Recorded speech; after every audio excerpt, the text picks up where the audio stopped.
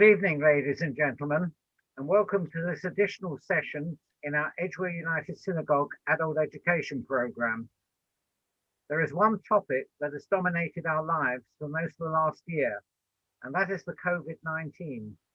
Among my contemporaries, the first question they ask is, have you been vaccinated yet? What do vaccines do? How long does immunity last? What should the government do next? These are some of the issues that will be discussed tonight. You will have seen from our advanced publicity that we had hoped to have two distinguished speakers addressing us and answering your questions. Unfortunately, Professor David Katz had a fall on Hampstead Heath this afternoon and is presently being attended to for a fracture. We wish him well and hope that he will make a speedy recovery. So let me introduce my good friend Dr. Ellis Friedman, who will now be fronting this session on his own.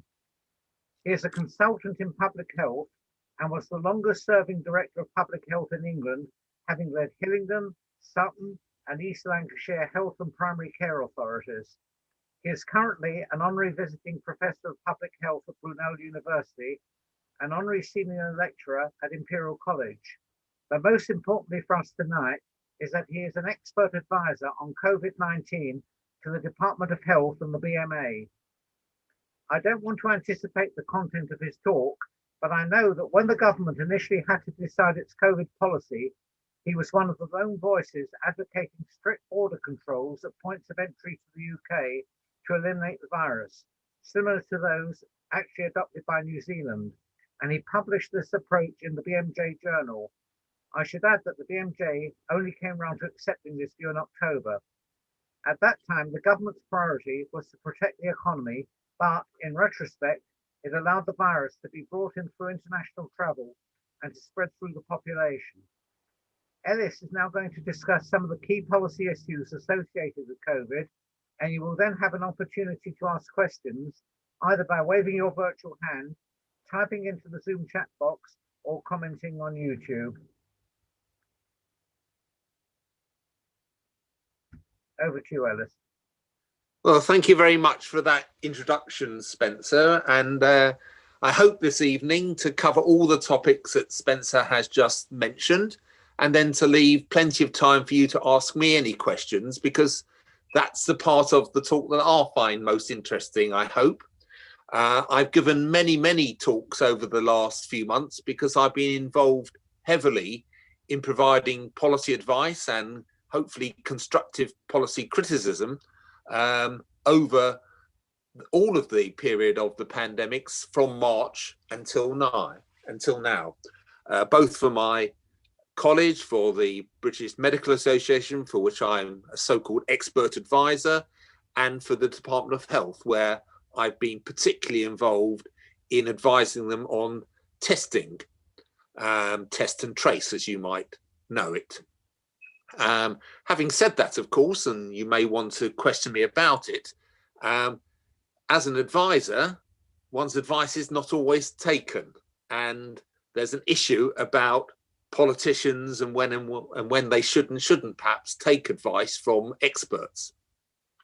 But that again has been an interesting part of the epidemic for me.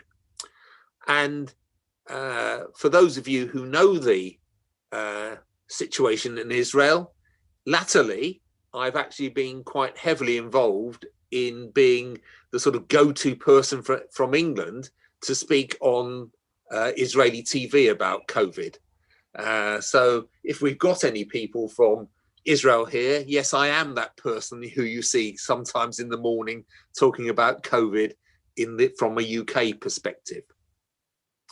So I want to concentrate tonight mainly on looking at what the current situation is and to look to the future about what might happen.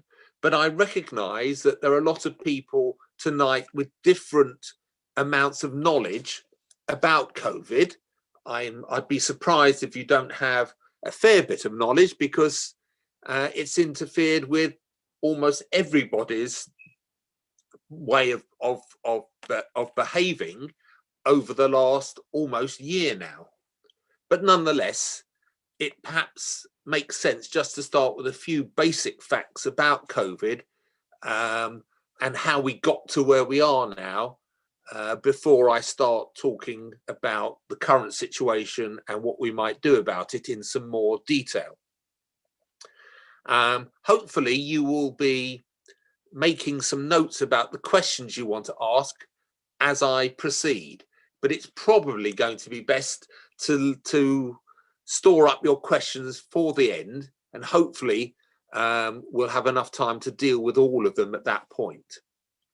So COVID-19 is a coronavirus, and the reason partly why it's so troublesome is that it is it was a completely new virus to humans. And so when this virus first emerged at roughly the start of 2020, we don't know exactly when it emerged, and it's clearly that's an issue of some debate. No one had any immunity to the disease, and therefore, once it became prevalent in the community, it very quickly spread, and it's now spread virtually across the whole of the world. And so the WHO, who got a particular definition of what constitutes a pandemic, they called it a pandemic from March. It was, of course, first recognized in China, and the chap called Donald Trump, who you may have heard of, tended to call it the China virus, partly for that reason. But of course, it spread rapidly across the world, and it arrived in the UK in the early months of this year, but the first wave in the UK was in March. By wave, we mean a large increase in the number of cases. And at the end of the first wave, which was during the summer, we had a relatively large peak, but we didn't know how many cases were occurring each day because we only had enough testing capacity to basically test people who came into hospitals. But we did find at the time what the main factors were for people having symptoms and unfortunately people dying. And overwhelmingly, the most important factor which was associated with having serious symptoms and dying was increasing age. And really from about the age of 60, the risk of having serious disease and dying increased. So it was reasonably large in people of 60, it increased in people over 70, and by the time you got to people of 80s and 90s, the rates really were quite high. Having said that, of course, even in those age groups, you were more likely to live than die having caught the virus. But nonetheless, it was a very significant disease. And obviously across the world now, an enormous number of people have died. We probably will never know exactly how many people have died from COVID because many countries in the world do not have good systems for recording deaths. Having said that, amongst those countries that do record deaths accurately, Britain has one of the worst records in the whole world for the handling of this virus. And that has been both in the first wave and in the more recent waves that has occurred. Now, let me just say a little bit more about the virus. The reason that as a novel virus, it has spread so much is that paradoxically, it hasn't been as deadly as some of the other novel viruses we've had, who've been so deadly that they've been more likely to kill people rather than spread widely. So one of the reasons it's spread so quickly is that it's relatively uncommon for it to kill people, which is obviously a good thing, but it does mean that a lot of people have in fact caught the virus.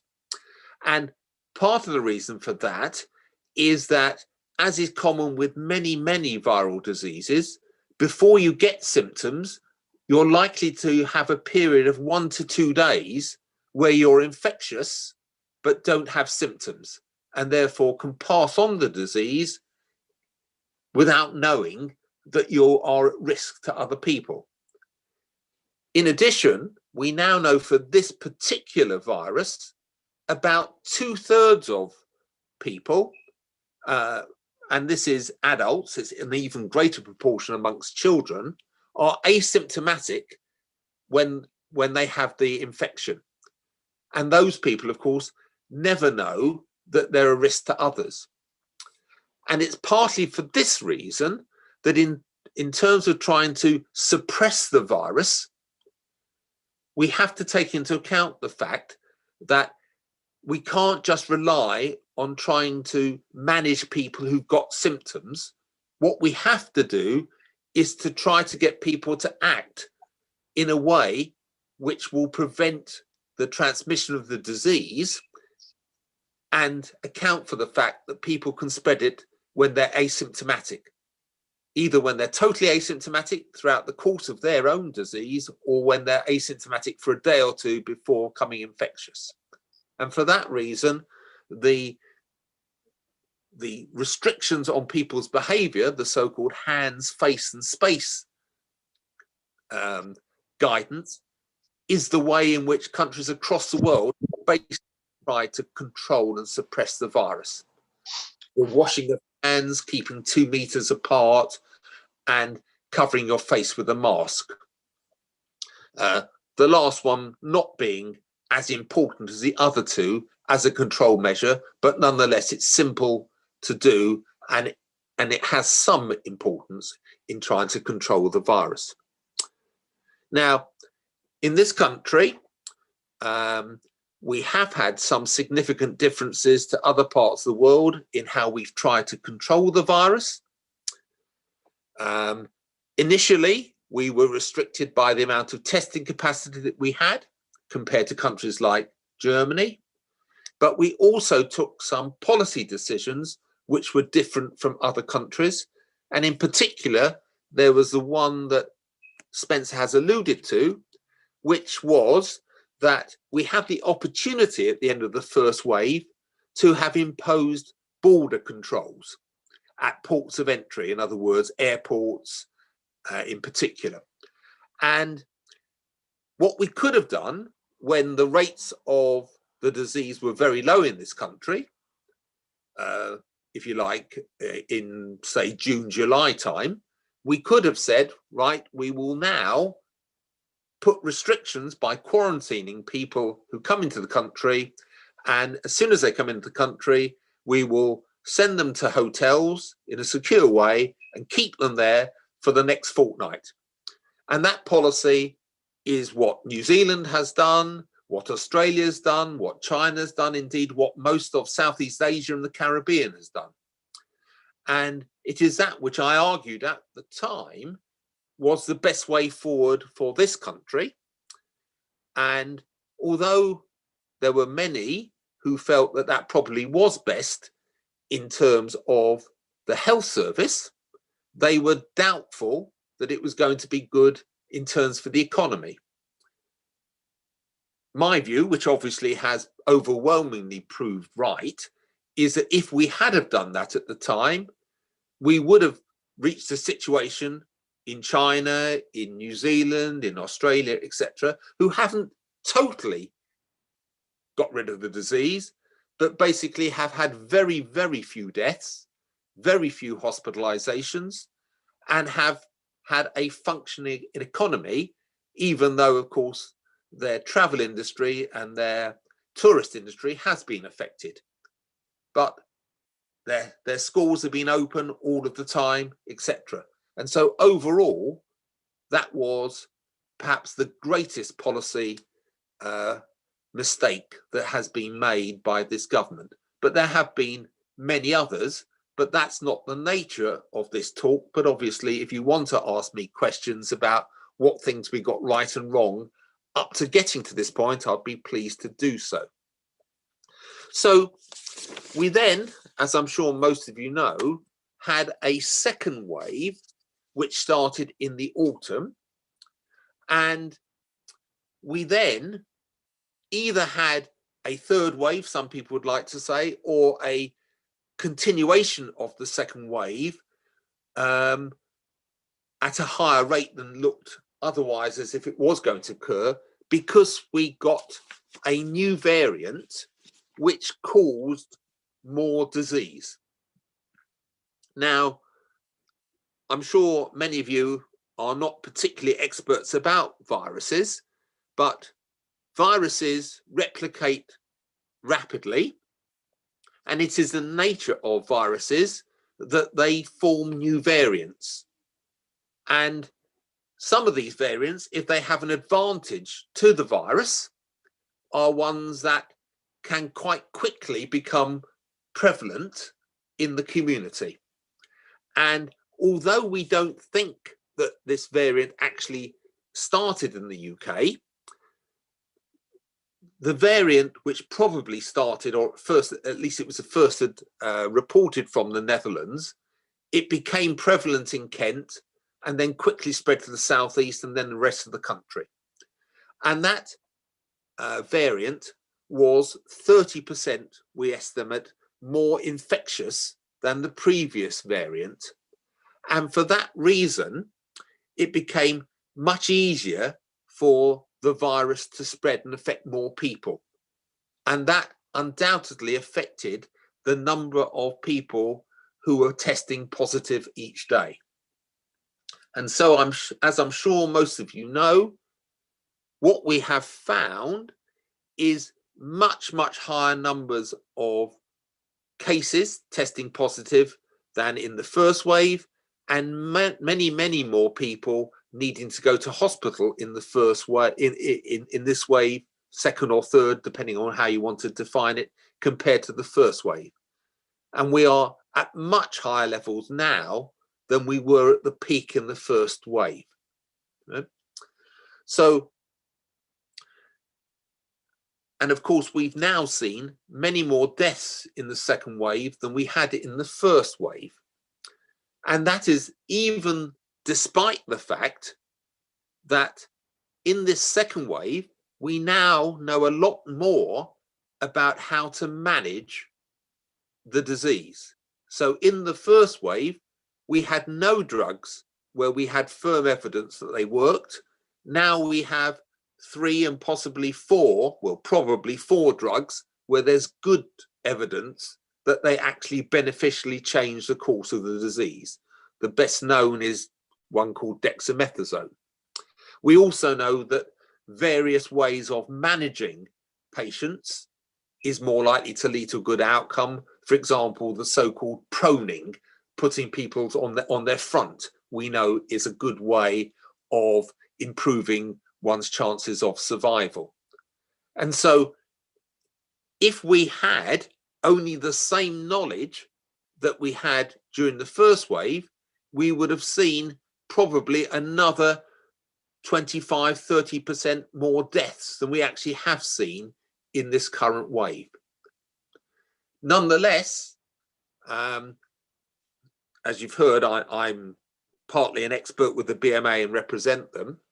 The BMA are going to, unfortunately, recognise the fact that there are going to be 100,000 deaths occurring from COVID. That's using the minimalist definition of a death occurring within 28 days of a positive test. There are other ways of measuring the number of COVID deaths which come up with a higher death toll, but using that one, which is the government's preferred way of expressing the numbers of deaths, we will probably tomorrow reach 100,000 deaths from COVID. And of course, that is much, much higher than was initially estimated. Our chief scientific officer thought there were going to be 20,000 deaths. Now, I may be immodest enough, I already have been a little bit, to tell you about some of the things I've got right during this epidemic. And in fact, my record is amongst the best in terms of predicting what was going to happen of anybody in this country. But I equally got it wrong on the numbers of deaths. So when the chief scientific officer was estimating we were going to get 20,000 deaths overall, my estimate was 30,000. So I certainly haven't got everything right this pandemic.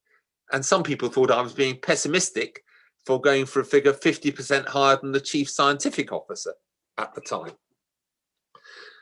Of course, there are countries, notably the United States, which have even worse records in terms of the numbers of deaths per head of population than this country, but there are very few.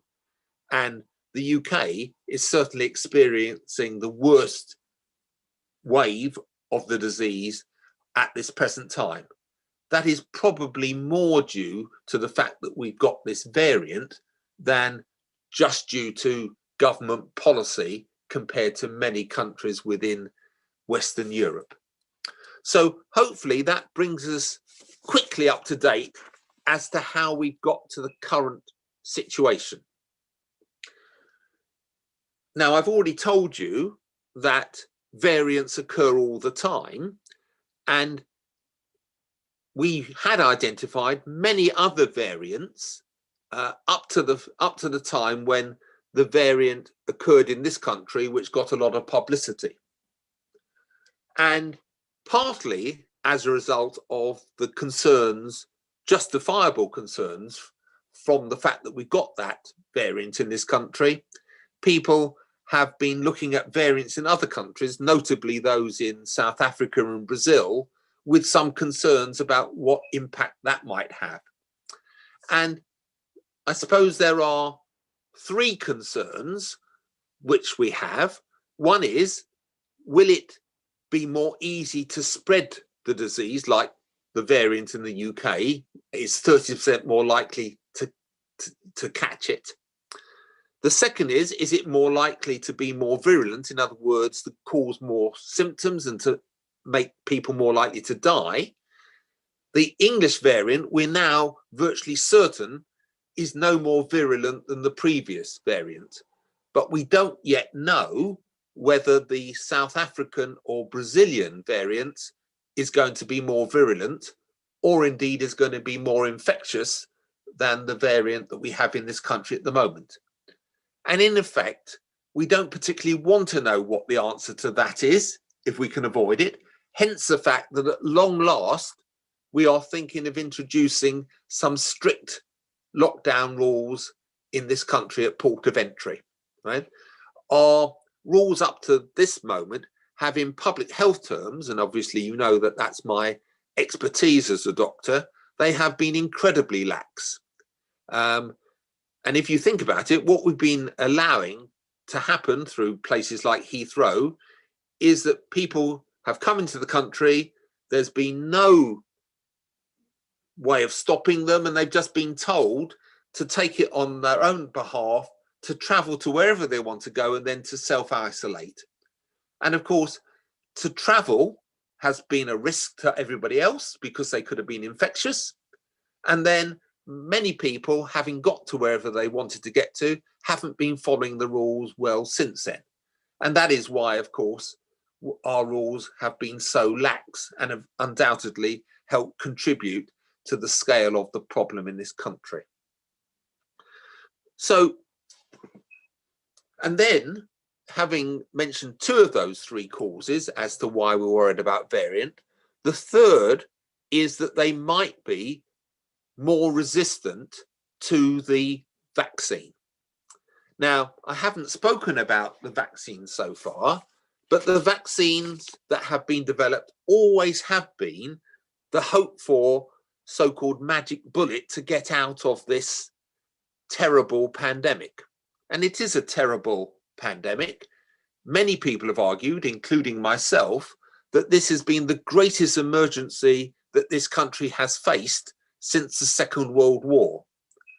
And in health terms, really nothing compares to the scale of this epidemic, certainly since the so-called Spanish flu outbreak in 1919. And most people now would say that this pandemic has been much more important than that one was.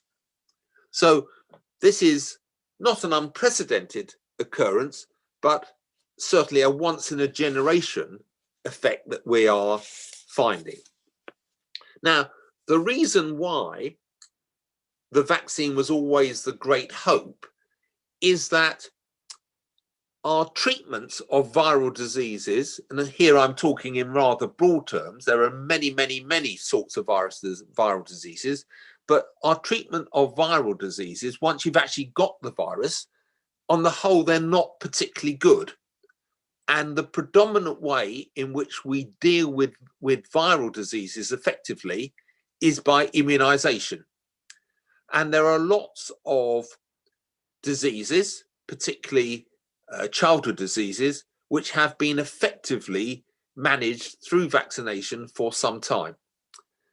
Not all the vaccinations in the childhood vaccination schemes are against viral diseases. You can also immunize against bacterial diseases. For example, meningococcal meningitis is a bacterial disease, not a viral disease.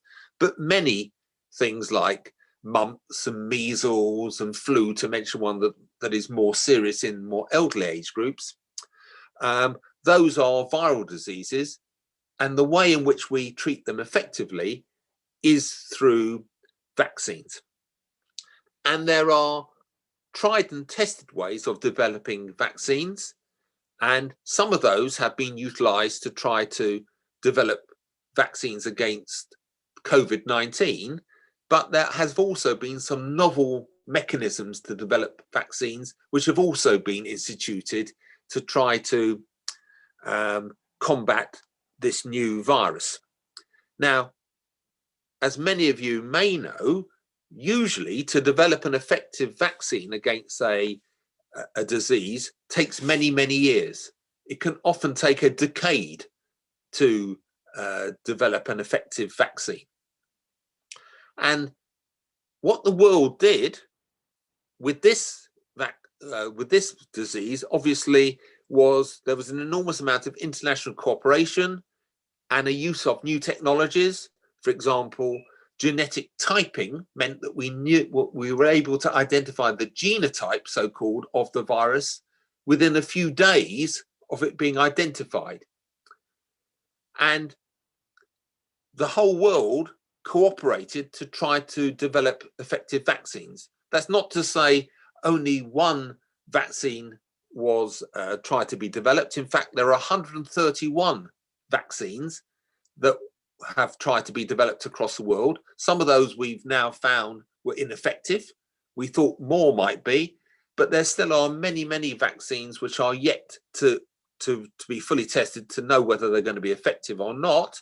But at this present time, we have 3 vaccines in the West which we know are effective, and those are the Oxford AstraZeneca vaccine, the Pfizer vaccine, and the Moderna vaccine. There are others in Russia and China which are being used in those countries, and indeed some other countries in the world, but they haven't published their results in a way which enables me to comment on how effective they are. But those 3 vaccines that are being used in the West have all got exemplary safety characteristics and have in fact turned out to be more effective than we had hoped for initially. Now, again, you might wonder how it was possible for a vaccine to be produced in under a year when it usually took 10 years. And this was not because any shortcuts were taken in respect of safety. It was because generally we do things sequentially when we are testing vaccines, and we wait until we've got success from one stage before the money is made available to go to the next stage, etc. But this was too important a situation to allow that to happen, and people and governments were prepared to spend the money in order to be in a position where we could have those vaccines available earlier. And I can tell you with absolute certainty that these vaccines are exceptionally safe, as indeed all vaccines which are used in this country are exceptionally safe. That doesn't mean you can't get minor side effects after the infection, and it won't mean that there couldn't be some extremely rare, more serious side effects that might emerge in very rare cases. I'm talking about less than 1 in 10 in 100,000 cases. Now, these new vaccines, as you know, have to be given in 2 doses. And again, this has been a cause of some debate as to what the interval should be between these 2 doses.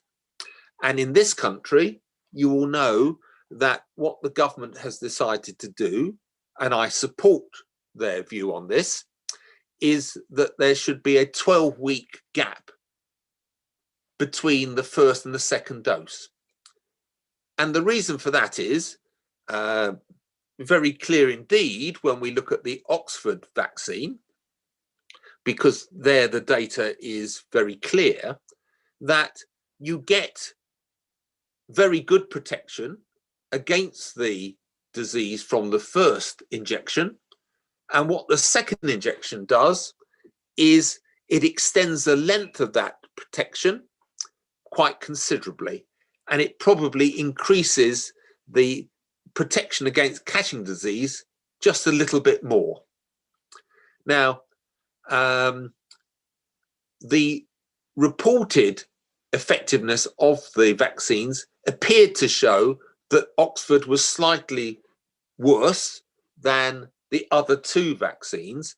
But actually, when you examine the data in terms of people getting the disease 3 weeks or more after having the vaccine, then all of the vaccines have very similar results. In other words, you are 90+% certain of not getting the disease. And it is a very high degree of protection. And that probably rises to about 95% with the second dose. We don't yet know how long you will continue to have immunity after the second dose, but it is almost certain that by waiting 12 weeks, you will have much longer protection than if the interval was only 3 weeks. I don't think I could find a virologist in the world who didn't think that was going to be the case. How long the immunity lasts is speculative, but again, the best guesstimate is it will be 2 to 3 years before you might need another booster. But there is an unless here. I've spoken to you about the variants, and the variants of the disease, apart from changing the likelihood of it being transmitted and the likelihood that it might be more virulent, they could affect the potency of the vaccine. Now, it is highly unlikely, given the way that vaccines work, that any vaccine that was 90% effective was going to not be effective at all from any variant of the virus. But it could be the case that a new variant might decrease the effectiveness. And it might increase it to the extent where it became important in terms of hospitalization and deaths. Because here I can tell you another very reassuring fact, which is from all of the trials of the first 3 vaccines used in the West, there was not a single hospitalization or a single death. In other words, even if you were unfortunate enough to be amongst a small group of people who still got the disease, having had the vaccine, the chances of you dying or getting into hospital were remote indeed. One can never say 0, but it never happened in any of the trials. Right? Obviously, with a new variant, we can't be absolutely sure that might not happen. And that's one of the reasons why trying to prevent those variants getting into the country is important. So that is why it is so important to try to get the vaccine out to people as quickly as possible. Now, the problem with that is mainly to do with how fast you can manufacture the vaccine. And again, what governments did at risk was to try to assume that the vaccines might be effective and therefore put in place some manufacturing capacity. But of course, once we found that the vaccines were indeed effective, there was a worldwide demand to get the vaccines. And that has led to a situation where there is, of course, a dearth of as much vaccine as countries might like. Some countries like Israel, you will know, they bought up enough vaccine to be able to immunize the whole of their country very quickly. And they are the leading country in the world in terms of the proportion of the population that has been vaccinated. But Britain is doing well and is third on the list of countries in terms of the proportion of the population that it has vaccinated. But nonetheless, there's a long way for us to go in terms of vaccinating the whole population. Now, the government's policy at the moment, and again, one that I support, the reason I say I support it is that the BMA has a different position to me. And the BMA's position is that for the Pfizer vaccine, it is an extrapolation of the results to say that it is safe and effective to wait more than 3 weeks to give the vaccine. Now, my view is that the extrapolation is a prudent and sensible thing to do, and it's the right thing to do. But there is another view held by the BMA and for the moment by the WHO in terms of what the policy should be.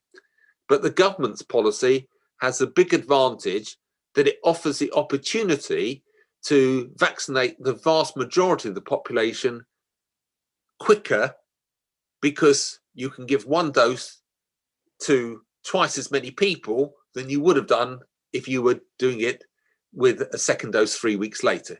If I can, probably haven't explained that quite as clearly as I might have done, but I hope you will understand what I'm saying. So the vaccination schedule has been announced for the first 4 priority groups. And as I've said, those are mainly elderly people above the age of 70. Sorry that I'm telling a number of the people in the audience tonight that they are deemed elderly by the government, but there we are. I just escaped I'm just under that age group myself. So I'm in priority group 5. So those of you who know what that means will be able to guess how old I might be. And then, of course, frontline NHS staff and people who work in care homes, they've also been vaccinated initially because they are at high occupational risk of getting the disease. Now, those groups, particularly the groups aged over 70, they account for 89% of all the deaths in the first wave. And so in due course, that will mean that the numbers of deaths and hospitalizations that occur in this country will fall. Right? When we then hopefully move to do the next groups of 5 to 9 priority groups, which takes us down to the age of 50 and then covers all the people with some underlying conditions putting them at higher risk, not some specified underlying conditions. That will cover about 25 million of the population, as opposed to 15 million in groups 1 to 4. And that should be achieved by the end of March. Now, as I've said, it's very important to recognize that the vaccination itself does not have a full effect to 3 weeks. Indeed, for the first 12 days after you've had the vaccine, there is no difference in terms of its protection if you get the disease then compared to not having the vaccine at all. So it only starts having an effect after 12 days. and hopefully the government will push that message more. It's certainly advice that I've and others have been giving, that there should be a publicity campaign to say, having had the vaccine, you've then got to be very, very careful for 3 weeks afterwards before you can assume that you've actually got the protection from that vaccine. And Israel unusually made a mistake recently when it looked at its figures, and it initially said that the results weren't as good as it thought they were going to be. But what it had failed to do in that initial report, subsequently retracted, was to take into account that it had included in a lot of Israeli citizens that had caught the disease in the first fortnight after having had the vaccination, when there is little to no protection. So I wanted to give you some idea of when we might expect some change to the enormous pressure there is on the NHS at the moment, and when one might expect some change to some of the regulations that are affecting all of our daily lives.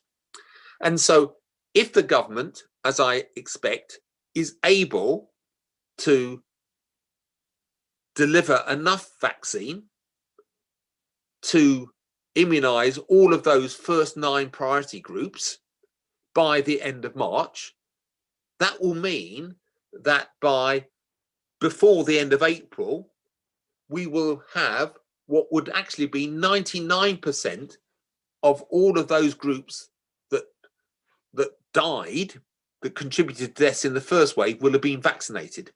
And so what we should expect to see is a very large fall in the number of deaths and the number of infections occurring by that time. And so we would certainly expect an ability to relax the regulations to quite a significant extent at that time. Of course, there's always some doubts, and that's because there could be a new variant, but also it's because at the moment we are a bit cautious, because even though we know that the vaccine is enormously protective to people personally, we don't yet know whether you can have the vaccine and spread it to other people. Now, if you can't spread it to other people, then that will mean that we can relax the measures about people's behavior much earlier. If, on the other hand, you can infect other people having had the vaccine, that will mean that you're going to have to be careful for longer. The view amongst virologists in particular as to their best guess of what the situation will be is that you will be able to infect other people, but it will be less likely than if you had not been vaccinated. So in other words, it will be partial good news. So one can expect that there will be some big improvement in the pressure on the NHS over the next few months, and that by late April, the numbers of deaths and new cases will have fallen quite precipitately. Not necessarily new cases, but hospitalizations will have fallen precipitately. The number of cases will be high, but not necessarily leading to hospitalization if people don't stick to the basic rules. Now, because you are going to have to immunize people with their second dose from April, in other words, the people given the first dose in January will then have to have their second dose in April, 3 months later, etc. Unless we get more supply of vaccine, we won't be able to do the rest of the adult population immediately. Now, the chances are that other vaccines will come onto the market which are effective, and that the 3 that are already effective will be able to increase their manufacturing capacity and will be able to get a greater amount of vaccine in this country. So now I have to be a bit more speculative, but probably we will have been able to vaccinate all of the adult population in this country, at least with one dose, by July. Now there's there's inevitably some speculation there at the moment, and the government's only been prepared to say that might happen by September. But I think there's a realistic chance that that could happen in July. And what that would mean is that we could probably get rid of most of the restrictions on people's behavior from about that date. But of course, there's a fair number of caveats there. The more people that take up the vaccination, for example, the more you are going to be able to relax your procedures. So gratifyingly, at the moment, the acceptance of the vaccination by people invited is well over 80%. But polls show that people who are more elderly are more likely to accept the vaccine, perhaps because they recognize that they're more likely to die or have serious disease. And in younger people, there isn't as great a compliance. Now, the reason for concentrating on those people who are most likely to die and to be hospitalized is, of course, not just because of the effect on COVID itself, but also because at the moment our hospitals have an unprecedented number of people with COVID in their wards. And what that is doing is it's stopping all but the most urgent cases being treated by the NHS. And there is an absolutely huge backlog of NHS work that needs to be done. And unfortunately, a number of people are going to have their prognosis changed adversely because of the effects of COVID. So apart from the direct effect of COVID on mortality, there is a very serious indirect effect, which we are also seeing already, but we'll see in the future as well. And so the quicker we can get on top of the virus and suppress it, and the more quickly we can return to more normal behavior within our hospitals, the more we can then start addressing some of the more urgent cases that have had to be deferred in the NHS. Right? So, and that is, of course, very important. But there is, of course, one issue, and it may well be that people on the call either are suffering from this themselves or know of others who've got it, is what is called long COVID. And long COVID is a still not well understood variant of the disease, where you get the disease and have long-term consequences of it. And whilst you might expect that that would be more common in people who recover having been in hospital, that actually isn't, well, it's slightly the case, but not as much the case as one would expect. So that there are many, many people who get the disease, never need to go to hospital, and yet suffer from long COVID. And at the moment, we think that about 1 in 50 people who get the virus then are subsequently suffering from long-term problems from the disease. And of course, that is an enormous number of people overall. So that is yet another problem that we are facing from this disease. So I think now I've spoken for about 50 minutes. I've told you a little bit about what I think is going to happen with the lockdown, something about vaccination policy, new variants, etc. Hopefully, there are many questions I've stimulated from you. It's a vast topic. I could speak for another hour, I'm sure, without repeating myself. But I think now may be the occasion to throw it open to you to ask any questions you might have of me, which hopefully, even the absence of my trusted friend David Katz, I should be able to answer for you. So thank you. Right, well, thank you very much. We do have one question, a hand up from Helen Goyd. So, Phil, could you unmute her, please? Yeah, I will do. Okay, Helen, your line's unmuted.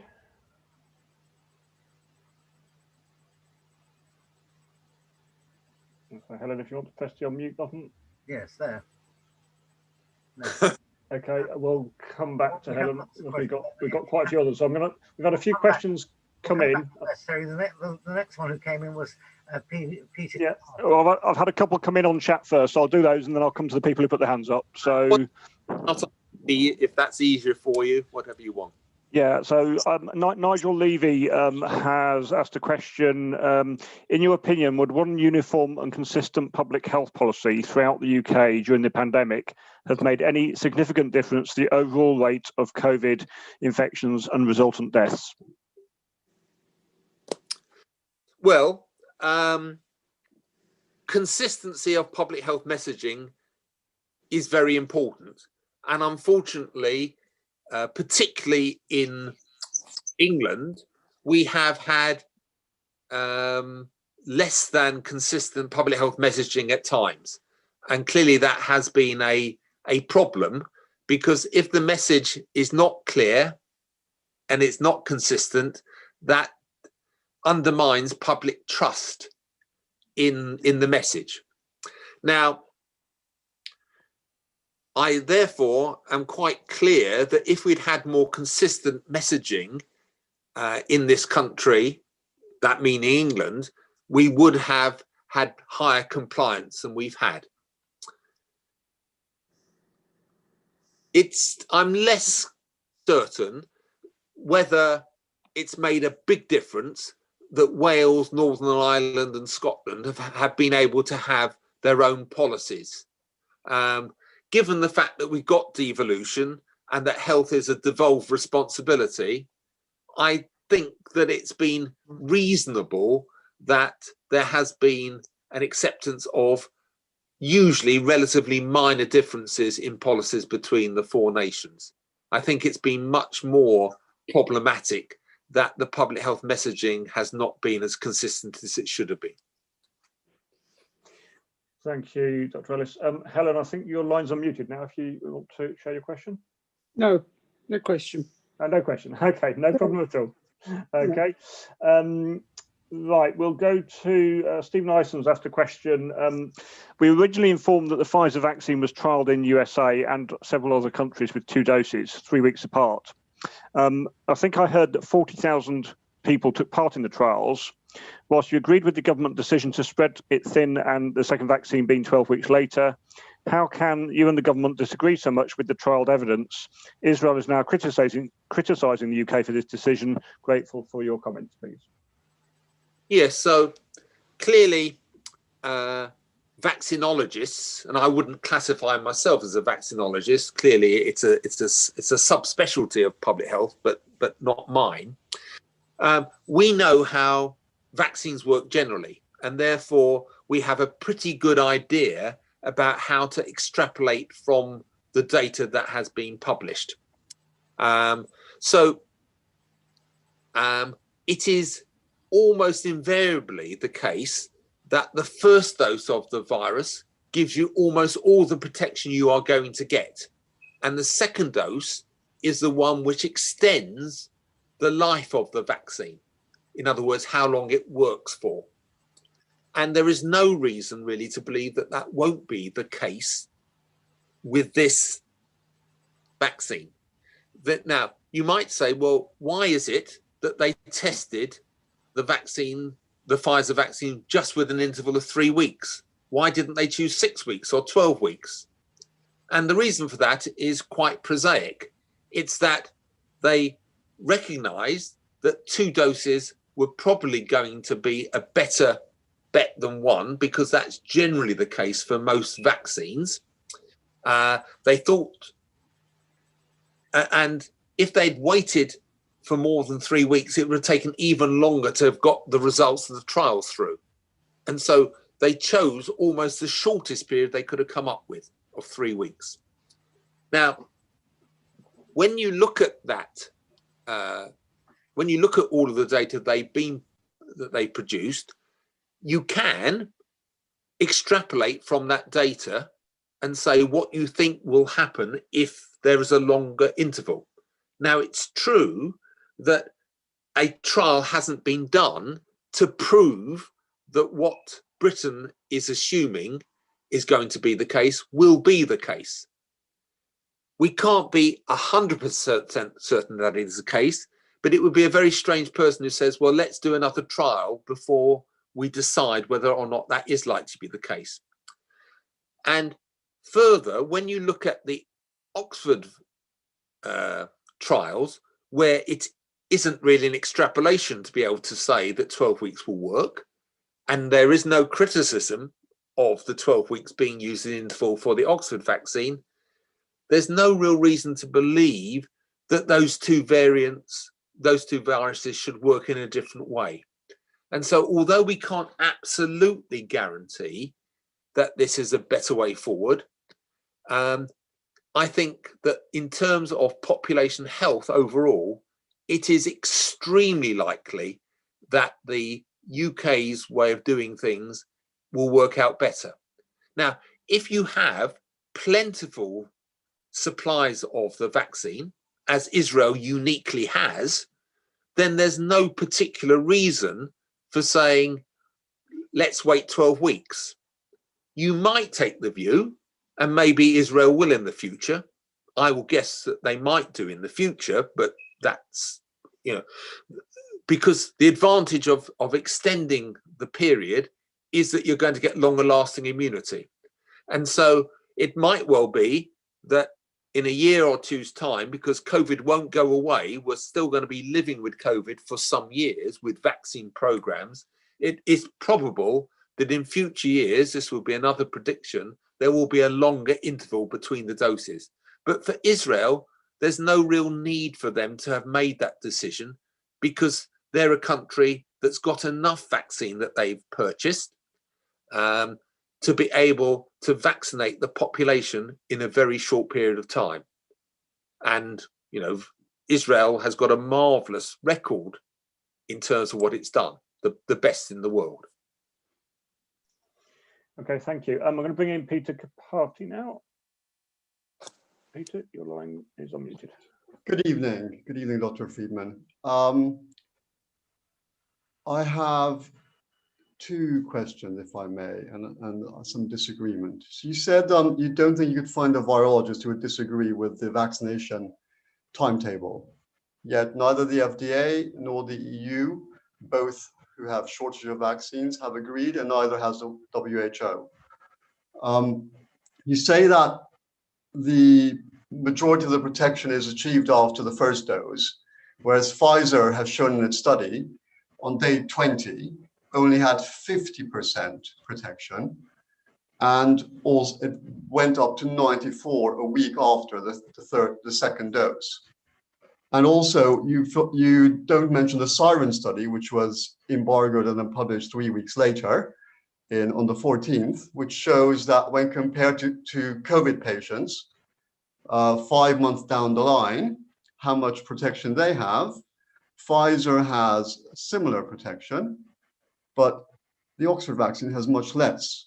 My question is, how can you extrapolate when we have never, ever, I'm a consultant anesthetist of 25 years, we have never, ever had a trial where a vaccine that requires a booster in 4 weeks has been delayed by 8 weeks. You would never get ethics approval for that. And the other question I have is, which you haven't mentioned, and something else where I'm interested in your opinion. The WHO has floated rejigging the criteria for a COVID positive patient, as in addition to having a positive PCR test, they will now say you're only COVID positive if you show symptoms. I could have your opinion on that too. Thank you. Right. So the reason for the confusion, and I think there has been a lot of confusion in the media, and in the variation in the so-called efficacy of these various vaccines, is that they've used different definitions.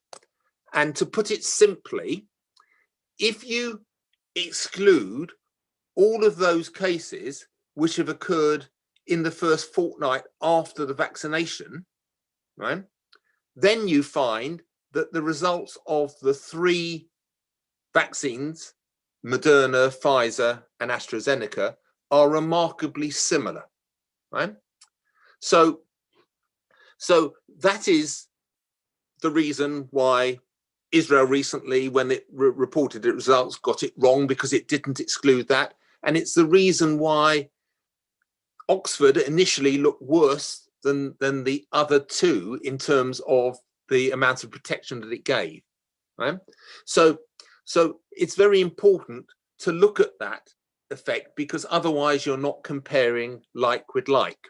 Now, in terms of your first comment, what I said that virologists agreed on was that if you increase the timing between the first 2 doses, you will get an increased length of protection.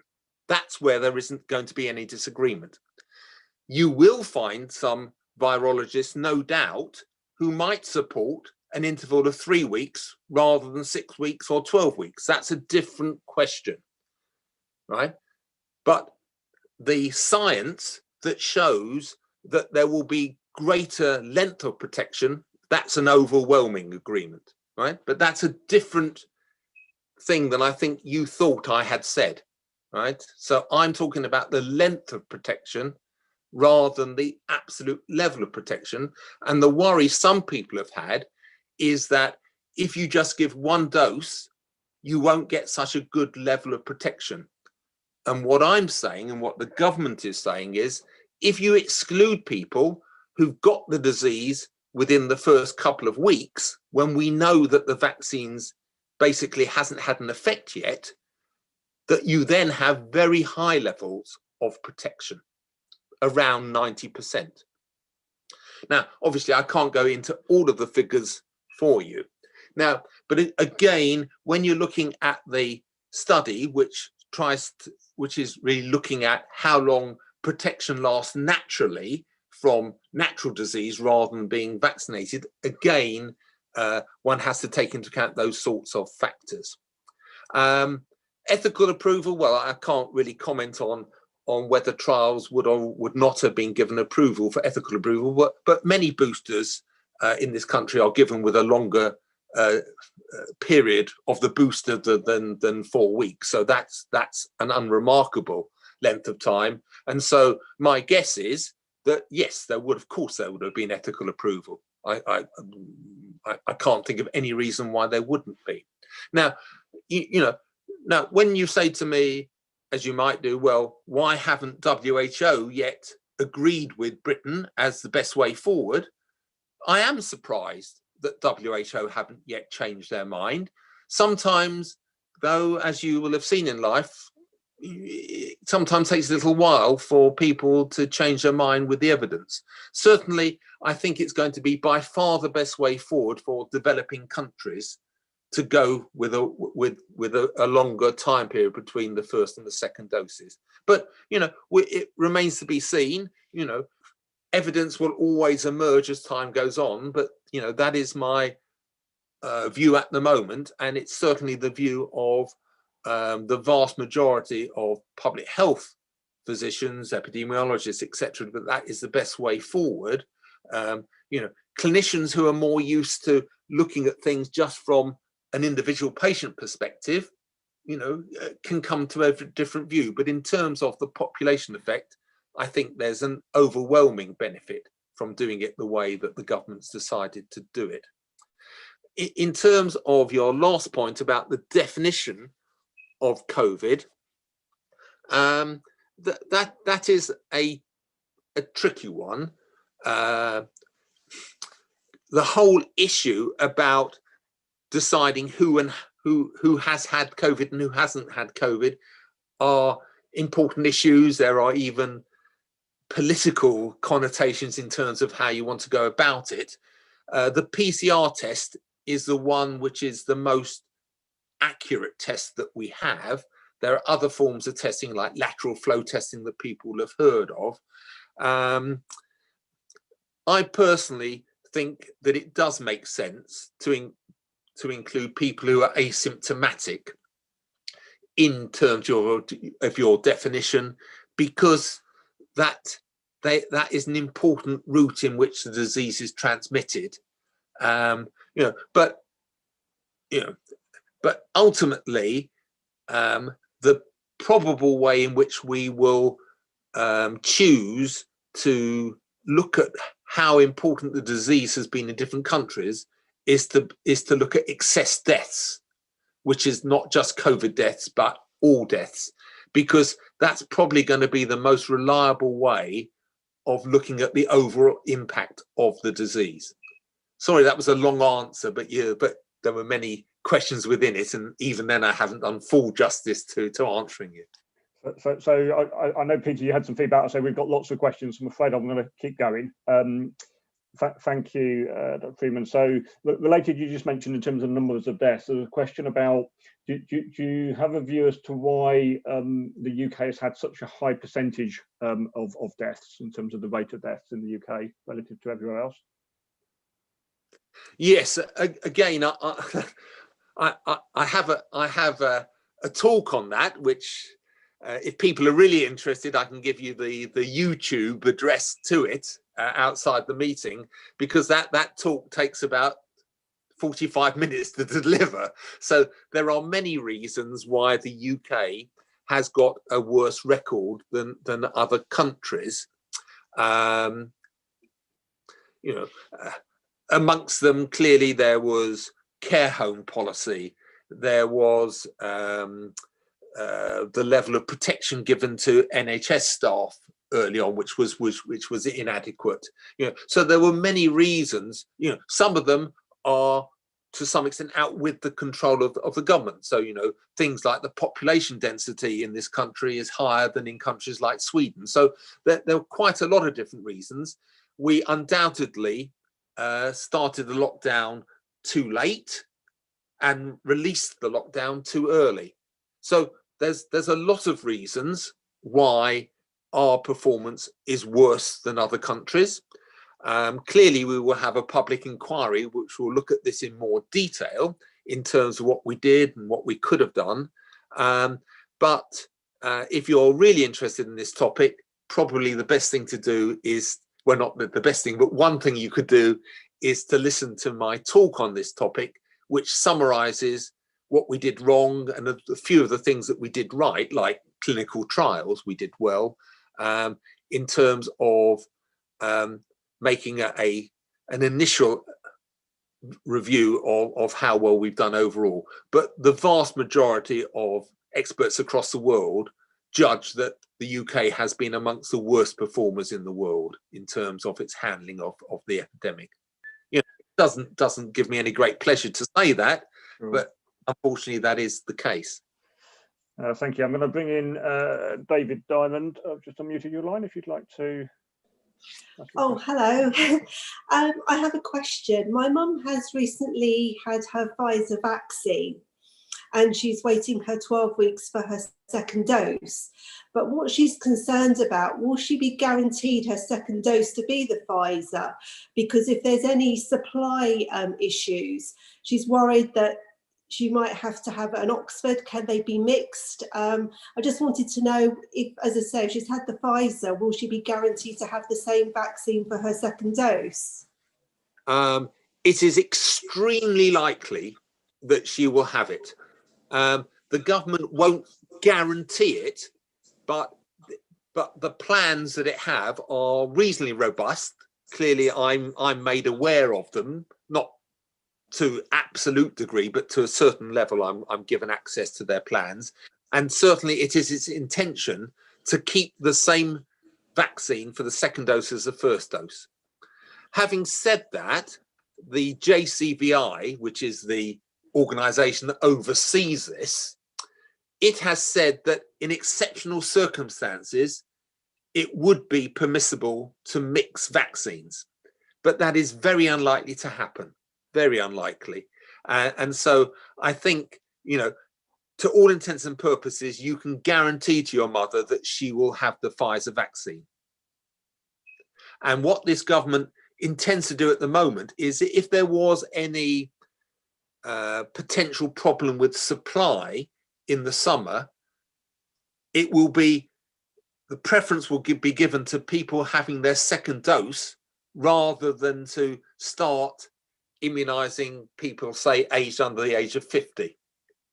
It hopes that it can start vaccinating people of that age from the summer, but if the supply is not great enough, priority will be given to people getting their second doses at that time. Okay, thank you. Question from Ruth Wolf. You partly answered it, but I'll just kind of paraphrase. So you talked about the vaccine being potentially annual or biannual. Would that be for the whole population if that was to happen, much like the flu is offered to at the moment a proportion of the population? So at the moment, the vaccine has only been tested on adults, and it's only going to be given to adults. Okay. And as I might have mentioned, I can't remember now, it is the fact that children can get the disease, but they rarely get symptoms. Extremely rarely when children are aged under 11, often between the ages of, say, 12 to 18, they do get symptoms, but very rarely need to be hospitalized. And so partly for that reason, no vaccine was tested in those age groups. Now, nobody at the moment knows how long the vaccine will last for. I mentioned 2 to 3 years because that is the best guesstimate of virologists at the moment, but it is a guess. The only way we're going to know is by following people to see how long the immunity lasts. And there's various tests you can do that give you an indication of that. Not just the antibodies that you've heard mentioned, perhaps, which are included in the test, but things like T cells are very important in terms of whether you've still got immunity. So it is likely that you are going to need further vaccines in the future. Whether that is in 1 year's time or in 2 years' time is difficult to say. And it's also possible that, like the flu virus, we may need to change the constituent of the vaccine to basically be more effective against particular variants that might have occurred. We don't yet know whether that's going to be necessary, but it could be. And we've certainly got the technology to do that really quite quickly.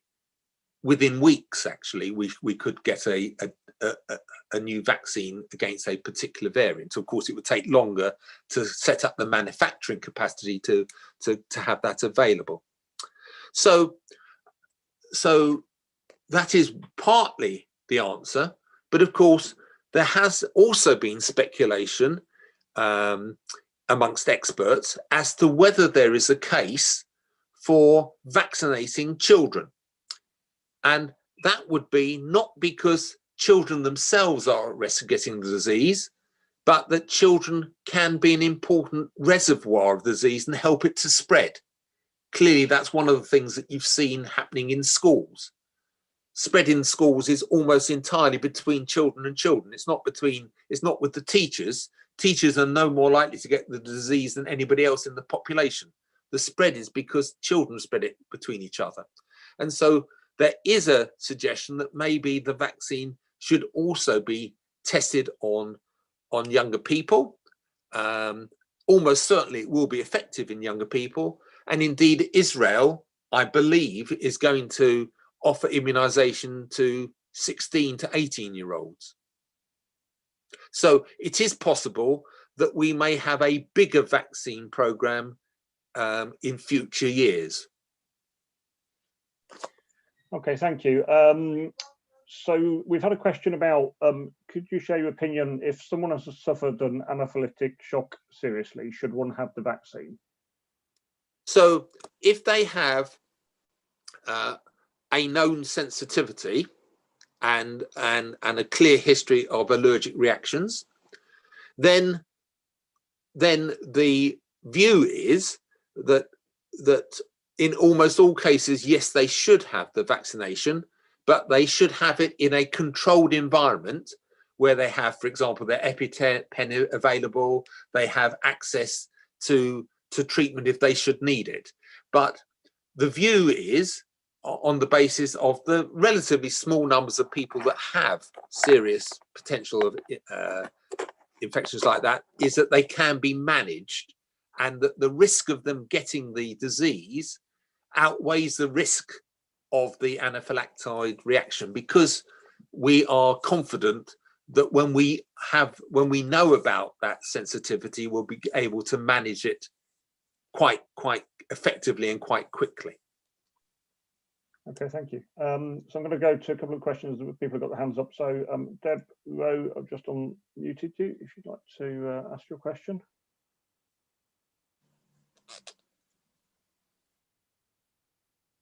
I can't hear anything. No, okay, not there. We'll move on. So Hi, yeah, sorry, I am here. Hi. Hi.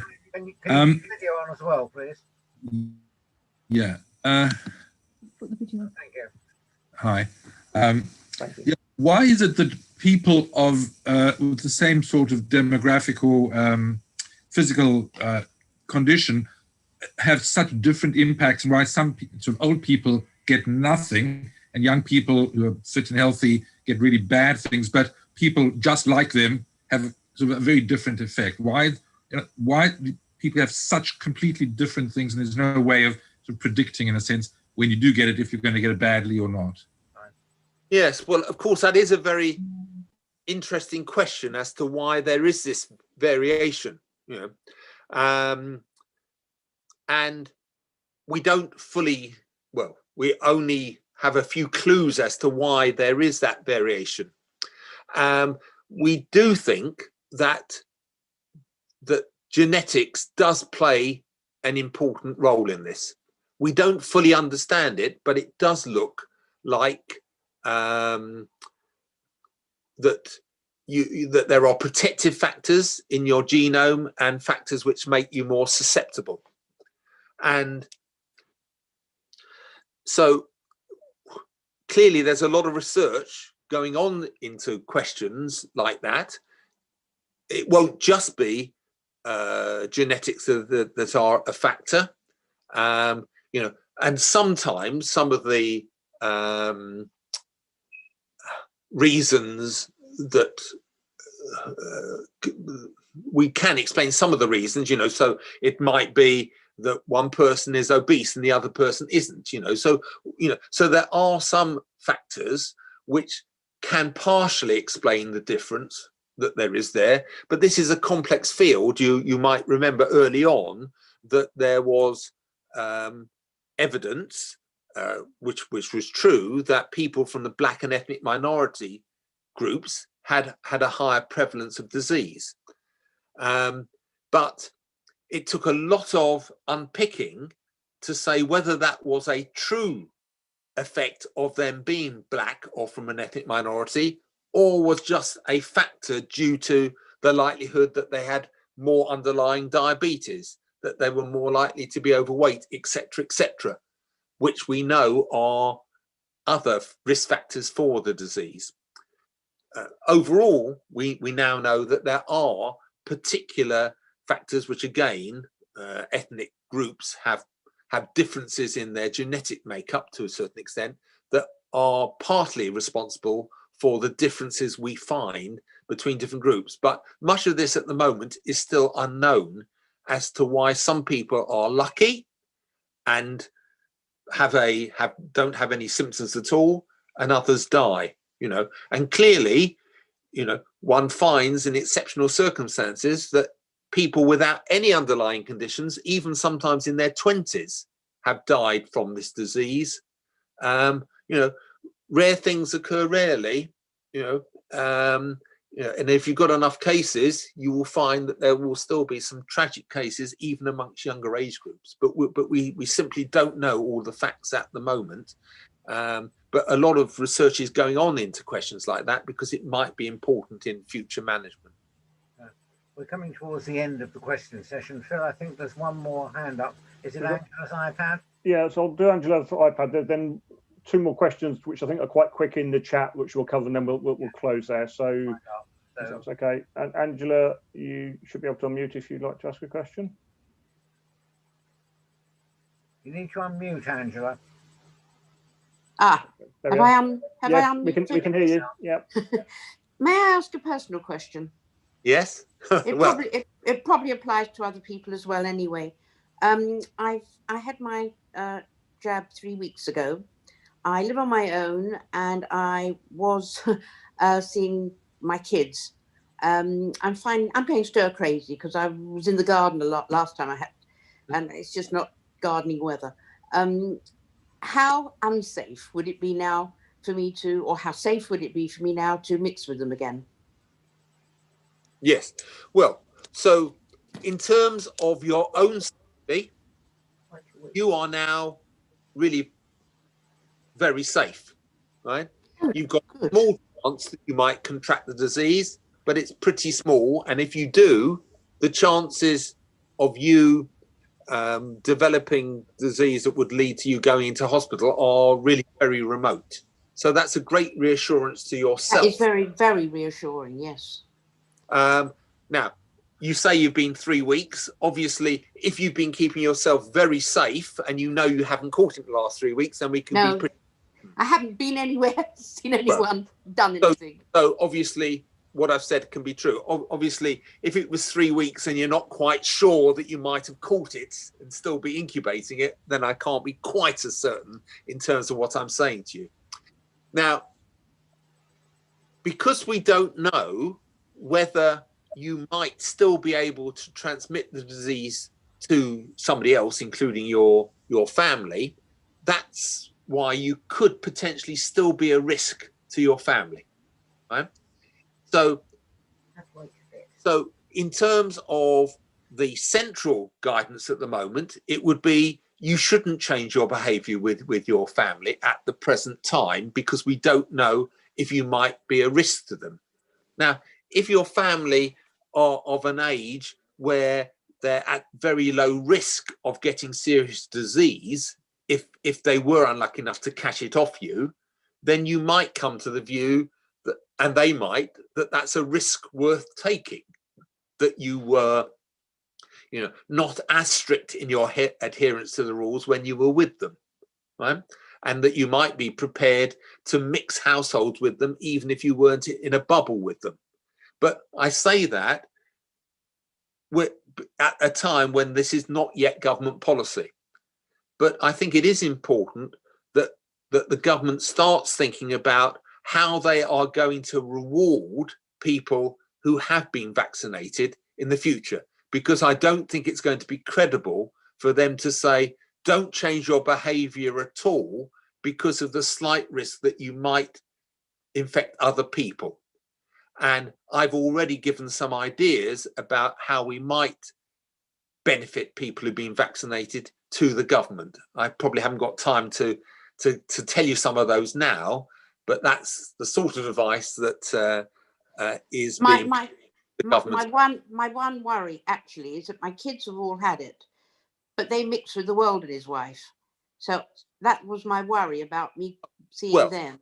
Well, so if your children have had it, right, we know that most people still have some immunity after just looking at their antibodies. So if they've had it in that period of time, then really you shouldn't have very many worries at all, because if they've already had the disease, they're likely to be immune, even though they've not had the vaccine for at least 5 months after having had the disease. Much more so if they actually needed to be hospitalized. So there really is very little risk of you not being public spirited in terms of that risk, right? So indeed, it didn't happen, but I and others were saying to the government in terms of what their policy should be about Christmas, we were suggesting to them that anybody that had the virus in 3 months and had a test to show that they had antibodies, that they should be able to freely go to another household and spread Christmas Day and the next few days with those people, because the Prime Minister was so eager to have as normal Christmas as possible. that guidance wasn't not accepted because anybody thought the science wasn't right. It was because they didn't want to break that idea that we're all in it together and should all have the same rules applying to us. But I can assure you that, I don't know, Boris Johnson, there was no risk of his being infectious to anybody else for 6 months after he had that major scare for his life. You know, he had antibodies and he was not going to infect anybody else for that period of time. Right, we have two very brief questions now, Phil, and then we wind up. Yeah, it might even be one, so we'll do this one first. We'll see how we do. So slightly different tack to the discussion just now. So why has the government not made it compulsory for people to use face coverings when leaving your home, especially now with the new variants being more transmissible? Well, the government took quite a lot of time to accept the evidence about face masks, and the evidence for face masks in indoor settings is now quite strong. And so the BMA has been, and other organisations have been pressing the government to make that obligatory for some time. When you are outdoors, the risks of spreading the infection are much, much, much lower. And so the potential benefits of a face covering are less. Now, for many people like myself, you know, I will, if I'm out, I will wear a face mask because it's a convenient thing to do. It doesn't worry me and I have no problem about doing it outdoors. But, you know, but I can understand why the government thinks that maybe that's a step too far to make it compulsory to wear them outdoors. But even so, there still are some loopholes in terms of its policy for indoor usage where the effect on suppressing the virus is going to be much greater. Right. Phil, last question. No, we'll leave it there. I think much of the others have been covered. Yeah, thank you. Right, well, remember, you can find the complete biannual programme on our website, www.edgwareu.com, and recorded past sessions on our Edgware US YouTube channel. And this session will be added immediately on YouTube. Our next session will be on Tuesday, the 2nd of February, when we have the first session this year to celebrate Edgware United Synagogue's 90th anniversary. Rabbi Jeffrey Schisler will give a presentation on our shul's 5 cantors in the 20th century and playing their music. They include Joseph Malavani and Asher Hainowitz. I'd like to thank Dr. Ellis Friedman for his erudite and most knowledgeable presentation this evening and for dealing so expertly with all your questions. I hope that this has reinforced that you can take no chances whilst the country grapples with the virus. Pikuach Nefesh, saving a life, overrides virtually any other religious consideration. It's also an important Jewish value to respect the law of the government and civil law, and is binding upon all the Jewish inhabitants of that country. So please follow all the government's advice, stay home, protect the NHS, save lives. If you do, it will shorten the time before we start to get back to some form of normal and begin to interact with our friends, families, and communities again. Thank you very much, Dr. Friedman. Very, very informative talk. We will end it there. So we've got a lot of people on, so I'm not going to unmute the lines as we've still got a lot on. But thank you very much. I'm going to stop the live stream now. Can you unmute everyone? I'm not going to this evening because we've got a lot of people on, but okay.